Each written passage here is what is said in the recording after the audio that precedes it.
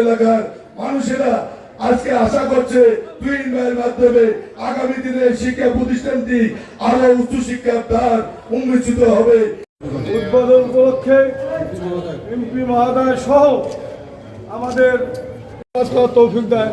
আজকে আমাদের টুইন ভাই উত্তরবঙ্গে কাজ করতেছেন। আল্লাহ জানে তেনাদের